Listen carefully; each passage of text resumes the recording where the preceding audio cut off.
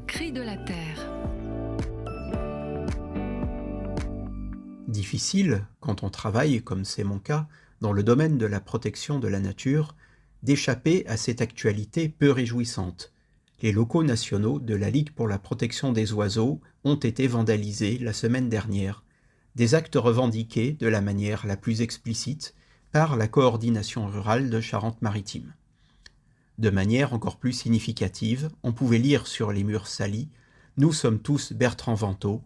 Bertrand Vantaux, c'est le président de la coordination rurale, auteur de la phrase « Les écolos veulent nous crever, nous devons leur faire la peau ». Fin de citation.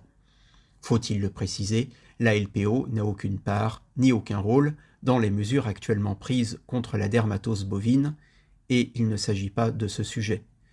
Cet épisode est d'autant plus effarant qu'il fait suite à de nombreux semblables, et pour ma part, j'ai été la cible de quelques volets de plomb d'intimidation le jour de l'ouverture de la chasse sur la réserve naturelle où je travaille.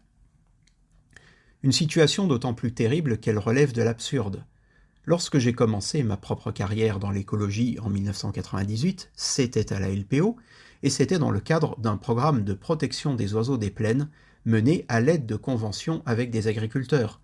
Ce travail de terrain avec le monde agricole, c'est le quotidien des défenseurs de l'environnement, comme on dit, et s'il existe des réglementations contre certains pesticides trop agressifs, ou l'arrachage des haies, ou sur la gestion de la ressource en eau, ce n'est certes pas dans le but démoniaque de crever les agriculteurs, mais bien au contraire, parce que les pratiques agrochimiques intensives, la surexploitation des sols, de l'eau et j'en passe, ne permettent pas une agriculture durable. Sans insectes, sans vie du sol, sans ces fameux services rendus par la nature, il n'y aura plus de production agricole demain, nous disent les scientifiques. Les violences et les menaces de plus en plus fréquentes à l'encontre des protecteurs de la nature ne sont donc pas seulement intolérables dans un état de droit, elles reviennent aussi, en croyant se protéger soi-même, à se faire la peau soi-même.